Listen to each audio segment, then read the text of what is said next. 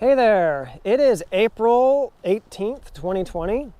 It has been about a year since we took delivery of this vehicle from Mainline Overland. If you go back through our channel, and maybe we'll see if we can link it below, we did a kind of complete walk around of the vehicle at that point. We have since put about 16,000 miles or so on this vehicle. The majority of those have been on overlanding trips. This thing pretty much for the most part just stays parked unless it's out on a trip. But we've made quite a few changes to it over the last year since we've had it. So we thought maybe we would just do another walk around, maybe talk about some of the changes we've made and just a general overview of the vehicle again. Just kind of how we've used it, how we're packing it now that we've had a year to live with it. All right, I guess let's get to it. We are out here on the same deserted road we used last week to do our Tacoma review. Was that last week or was that 2 weeks ago? It doesn't really matter. Time isn't passing very fast as we're all here in quarantine. But this is kind of a safe place we can come and social distance on a deserted road here that's not too far from where we live. So easy place to come and do these reviews while we wait on the country to open back up, which may be happening sooner rather than later. I hear some places are starting to talk about May 1st. So we're dying to get out there, and I guess we will start evaluating what our options are once May rolls around. So anyways, as I said, we bought this 2019 GX460 back in December of 2018. We put about 800 miles on it, and we drove it up to Mainline Overland, and we dropped it off with them. And they proceeded to build it for us. It took about 3 or 4 months from what I recall. Probably we picked it up somewhere around the first week of April last year from what I remember. And we left a couple days after that on our first trip in this and drove it all the way up to Alaska, all the way up into Dead Horse, and back down through the west, and put about 13,000 miles on it right out of the gate. So we've since then, I guess we've had it home since last July, and we've put about another 3,000 miles on it since that point. So it currently has about 16,000 miles on it, which isn't a lot, but it's been enough that we've kind of found some things that we liked about the vehicle and some things we didn't like about the vehicle, and we made some changes. So I guess I'll just kind of walk through the vehicle in general, just talk about what we've got going on here, and then maybe some things that are different from when we picked it up last year to where we're at today. Okay, so up here we are running our ARB Prado bumper. We have a pair of Baja Designs LP9s mounted to the front of it. These lights have been great. Plenty enough light for what we're doing. I've considered adding a light bar, but I keep going back to I don't think I need any more light than what these put out, so it's probably plenty. We are also running a come up 12.5 winch on here with our Factor 55 thimble on the front. And we talked a little bit about this, I think, when we did the initial review of this vehicle last year when we first picked it up. But obviously, Mainline did a lot of trimming to this bumper. Those who are familiar with what a GX460 looks like, I mean, there's a whole lot that was hanging down here, and I think they did a great job. It's clean. They, I couldn't have asked for a better job than what they did. I'm very happy with that. We got our working light washers here,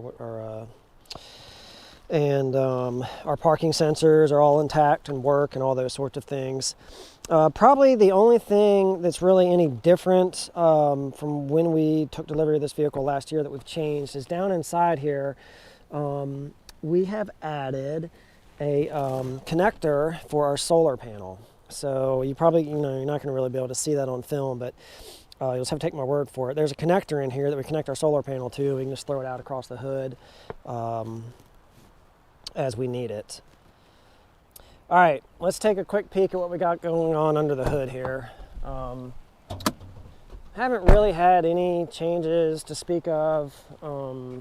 Actually, we haven't really had any changes at all since we took initial delivery of this, other than we have a little more dirt in here than we did. You know, last year when we picked this up, this was all nice and shiny and brand new, and we have, you know, cleaned it a few times, but as you guys know, get out there in the dirt and the dust, and things get a little dirty and dusty under there. But same basic configuration we had, you know, last year. We've got the two dual Optima yellow tops in here. We're running our Red Arc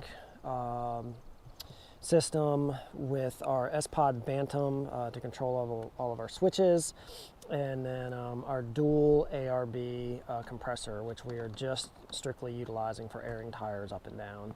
And I actually just noticed I'm missing a little clip back here, so we'll have to go sort out where that is. Yeah, basic same configuration we had last year.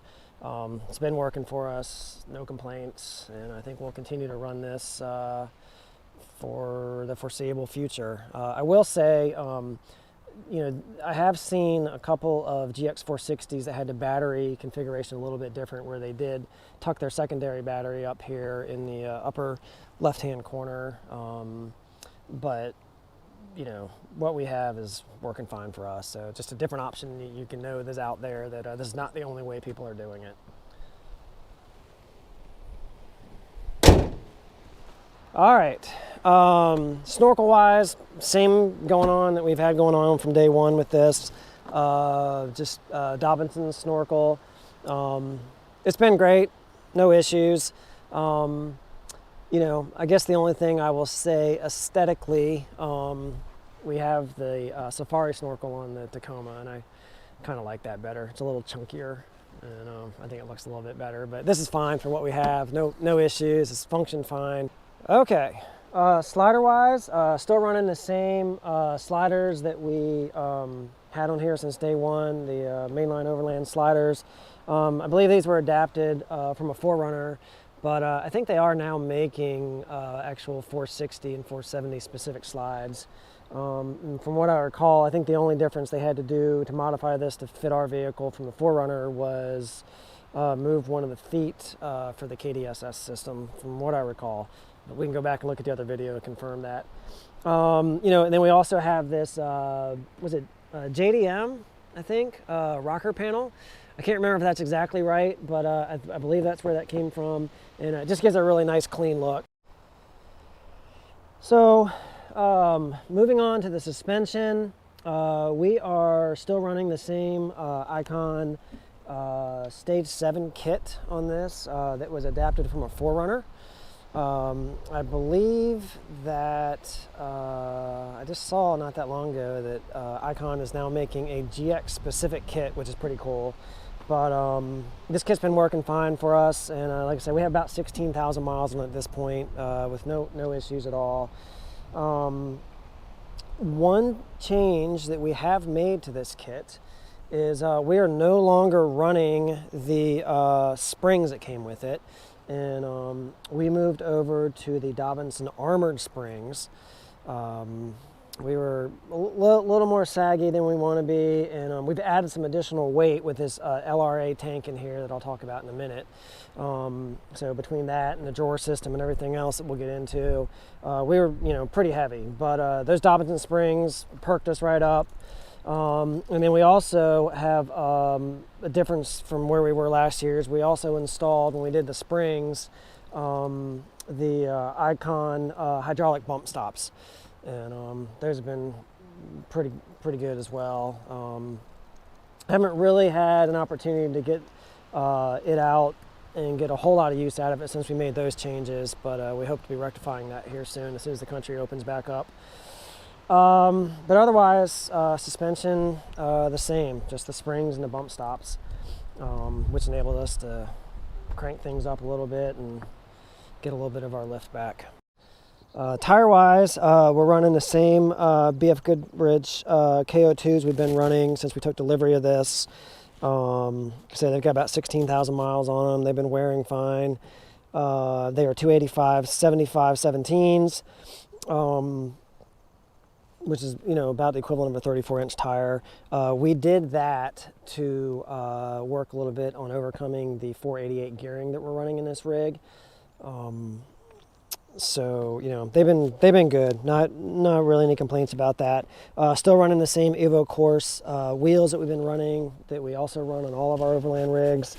They've been great. Taking a few battle scars here and there on various rims, but you know, that's what they're there for. And performance-wise, no issue. Rear bumper wise, we are still running the same Metaltech bumper that we were. It's been great. It's been stout. I haven't had any problems with it. You know, we've dropped it off a couple of ledges here and there. But you know, I guess, you know, if I had anything to do different again about this build, I might try to find a different bumper. It's not that I don't like this bumper, I do. It's just very heavy.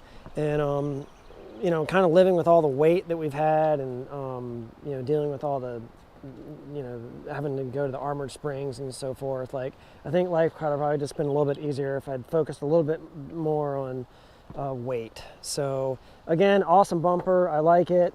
It's a big booty. I don't know if everybody likes the way it looks. I think it looks okay, but it's pretty heavy. So, you know, maybe like an aluminum option or something, if I had to do over again, may do that a little bit different. But we have what we have for now, so we're sticking with it. I guess also back here, another thing we could talk about that's a little bit different is we were running, you know, we had our 3 mounts for 3 fuel cans back here. We have since traded those in and just reduced it to 2 with water containers.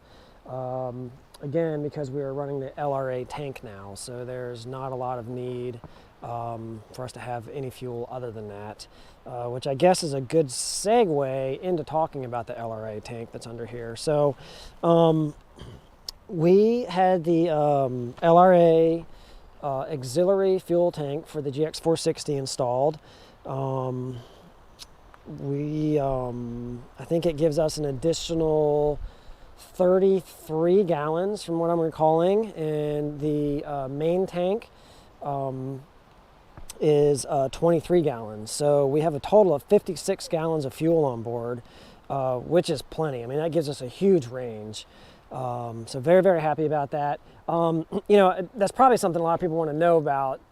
So maybe I'll just walk you through kind of how that system works.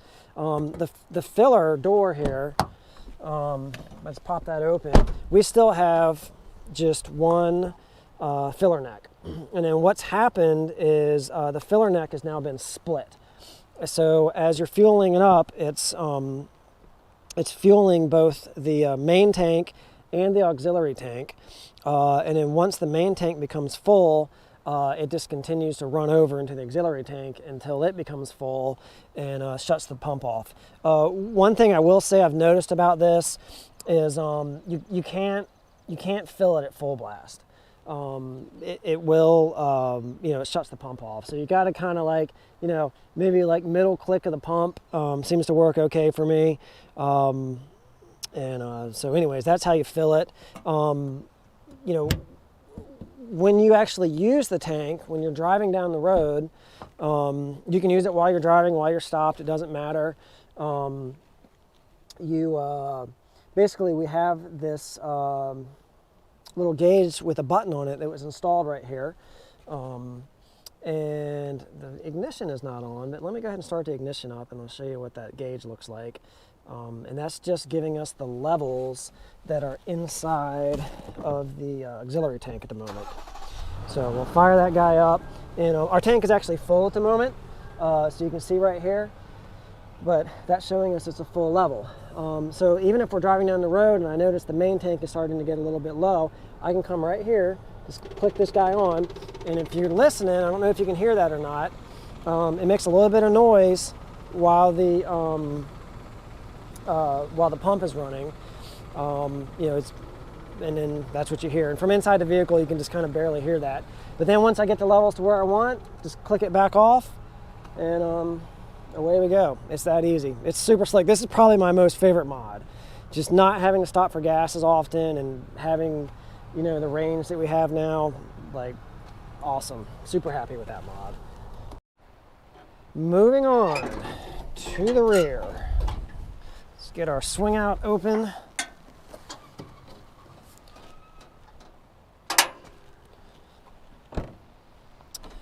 Okay, what do we got going on back here? We've got our front runner drawer system. Been pretty happy with this. It does take up a little bit of additional space. So, you know, that's something to think about. You know, these, I can just kind of show you here what we've, you know, basically here's how we use this. Let me kind of go through it that way. I mean, that's the easiest way to talk about it.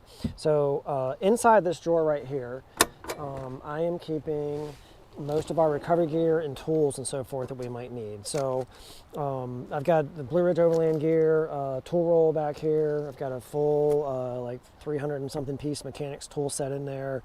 Should have just about every tool we could imagine we need. I've got my dead man I keep back here. I actually have a small axe back here that fits in this drawer. It takes about the whole length of it, but it does fit. You know, our air tools, all that sort of stuff, tire patch kit, keep a bike pump back here. You know, I usually have my bike with me when we're out and about. So this drawer pretty much is dedicated to recovery gear and tools. I do, over here next to our Dometic fridge, keep a bag of recovery gear.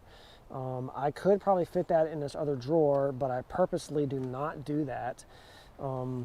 It's a good idea to have some amount of recovery gear easily accessible.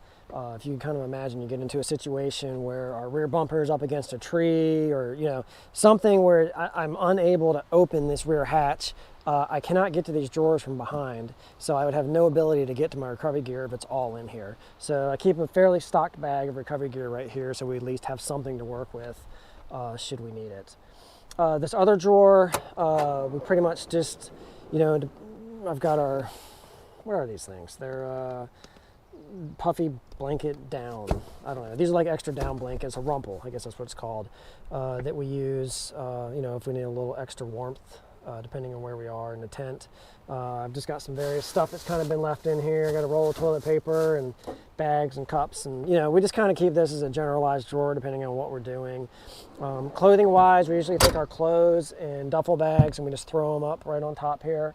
You know, when it's just two of us, that has been pretty easy. When we had our kids with us last spring and we had 4 people in here, it was a little bit tight with all of our gear for sure. These panels on these drawers over here open, so I don't think we have much down in there. Yeah, we got a pair of shoes, it looks like, and I got some hats and stuff up there. But you know, we'll stuff stuff down inside of here. You know, shoes and so forth is kind of a good place to keep all of that. The panel on the other side, get this guy back in here. There we go. Over here, under here is the inverter, and I don't really ever get in this panel because I got my recovery gear strapped down and so forth. It's just a pain in the butt to get in it. But I do have our power strip that is plugged into our inverter. So we will, you know, sometimes when I flip that inverter on and we're charging gear back here, batteries, you know, whatever we're charging, I'll just run it off this power strip. And then of course we've got our Dometic fridge on this slide here that tilts. So, you know, you guys have all seen plenty of this sort of stuff, but it's been great for us. The fridge has worked great. It's, you know, plenty of room, so forth. And ooh, I need to clean down in there. So it's a little bit more dirty in there than I would have thought. Okay, moving on. So we've actually had a significant amount of change up here with our roof rack and what tent we're running and so forth. We originally started with the iCamper, Skycamp 2. Great tent.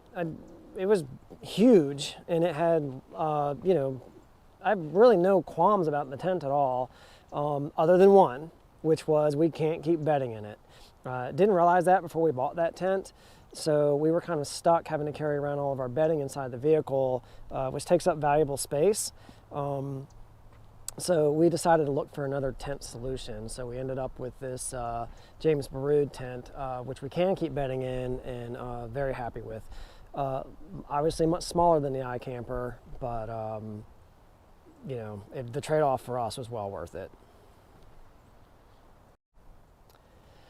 Additional change that we've had is when we added the James Brood tent, we also went ahead and added the awning to go with it, which is nice. We did not have that on our trip that we took in this last spring.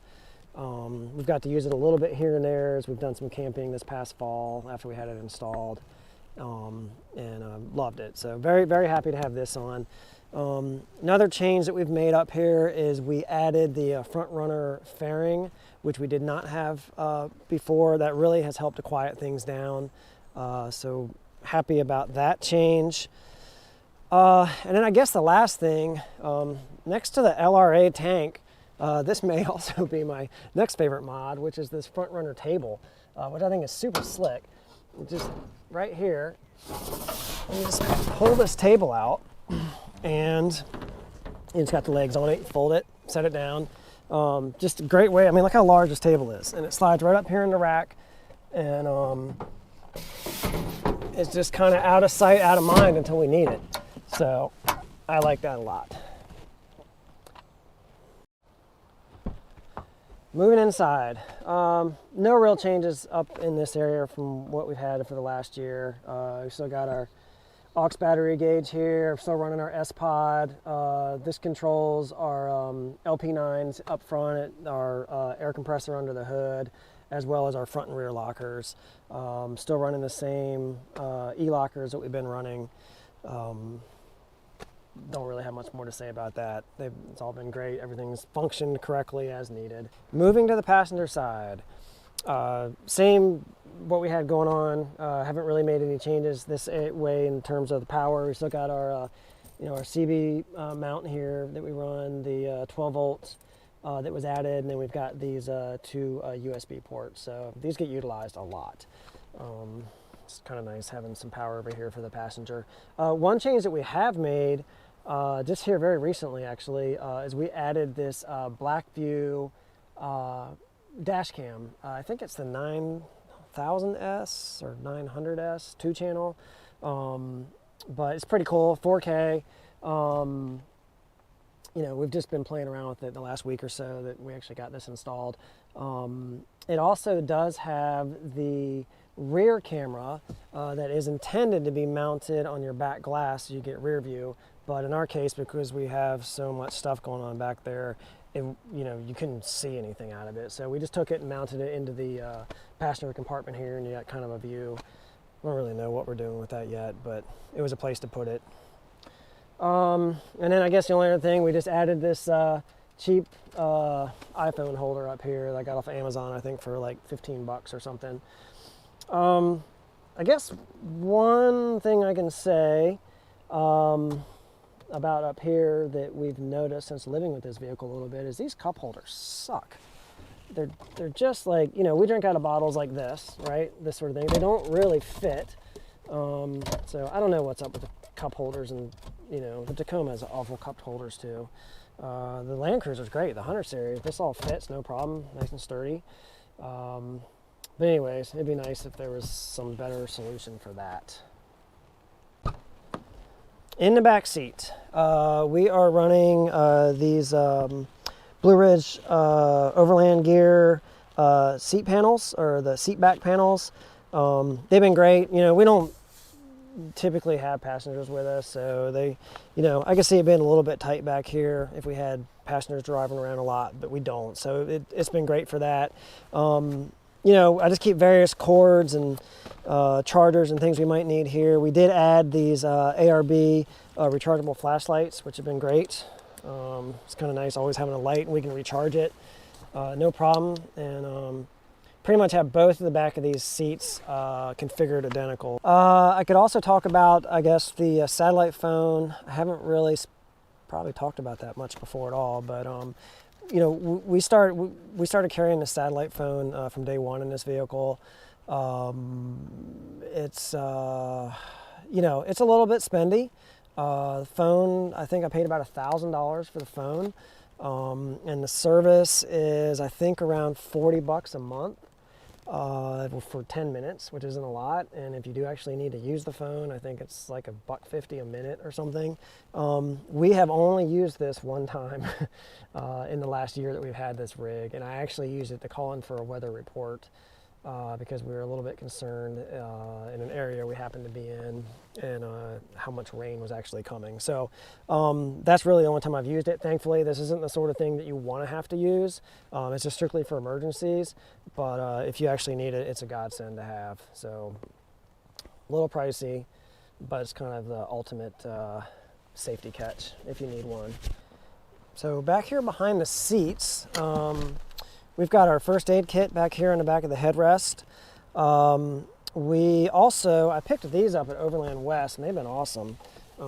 These are the front runner, I can't remember what, folding chairs. I don't know. I can't remember what they call them, but they're great. They fit right behind the seat, in between the drawer and the back of the seat just fine. So again, it's kind of another little hidden thing that you wouldn't necessarily know is in there. We've got two of them. We've got one on each side. So we get our awning out, our table out, our chairs out, and it's all kind of tucked neatly away and out of the way. Also back here behind the seat is where I'm keeping my solar panel. So right here it just folds up. This is the Overland Solar Bug Out 120, and I talked earlier about we've got the connector up in the bumper there that we can plug this guy in, and anyways, it's great, and it tucks right back here behind the seat without issue. Other than that, we've got some additional power outlets that have been added back here. We've got on each side, we've got USB ports. So just a little extra power if somebody does have to be in the back seat, or if we just need to charge something and plug it in there, we can. And then we are keeping this Lion Energy portable, there we go, this guy right here, this portable power unit from Lion Energy. So sometimes we'll just use that. I'll drag it up in the tent at night or something if we want to charge phones, or if we have connectivity, we can watch Netflix or something before we go to bed at night. And this will power all that stuff if we need it to. And then lastly, you can just kind of get a look at our power inverter that's back here, if you'd like to take a look at that. Power inverter back here is a 2000 watt inverter. It's been plenty of power. I've even attempted to power a microwave off of it, and that worked, although it does pull pretty hard on the battery when we do that. I don't think I'm going to open the tent up. Maybe we'll do that on another review and just kind of do a more in-detail review of this tent. But one thing I did want to mention that we purposely did when we bought this tent is we got this model that has this additional storage tray up here. It does a little bit limit the amount of bedding you can keep inside. So you can see kind of all this is void inside of the tent here that you can keep bedding in. And if we didn't have this storage area up here, this would go all the way across and you would have more room. So if you're thinking about buying one of these, something to think about. But the reason we did this is to help give us more space inside the vehicle. So, we can take our front runner waterproof bags and stick them up here and tie them down, with gear that we don't really access that often. So, like for example, we might take our hiking gear that, we're not using every day. Maybe we use it once a week when we're out, or maybe every 2 weeks, just depending on what we're doing. And we can just easily keep it up here. And, the tent actually has heavy duty struts in it to help it push up. I can't remember what the weight limit is for up here, but what we're keeping up here for hiking gear and the waterproof bags, or I guess you could keep additional sleeping gear or something. I don't really know, but hiking gear is what we've been using. So anyways, just a great thing about this tent, and another reason that kind of talked me out of moving away from the iCamper, because this was an option that we did not have with the iCamper, in addition to being able to keep our bedding inside. So but we'll maybe do a more thorough review of this tent at some other time. So I guess that about wraps it up. Trying to think if there's anything at all that we did not talk about, but I don't think that's the case. So like I said, we will see if we can link down to the original walkthrough we did of this vehicle at Mainline Overland the day we picked it up. You know, there's probably a little bit more in depth talked about there. I guess something I didn't mention, we are also running the RCI skids under here. I just recalled I didn't mention that, but that is in that original video. We actually get up under the vehicle and you can take a look at what's going on there. But I think that is about it. We are looking forward to getting our next opportunity to get this thing out on the open road and out west somewhere. So I shouldn't even say somewhere. We know where we're going, but we're waiting for the country to open back up. So I guess that's it. Thank you guys. Hopefully somebody will find this useful, motivating. If you're thinking about building one of these, I don't know. Feel free to ask any questions you have. I'll do my best to answer them, and if I can't, I'll try to get you in touch with somebody who can.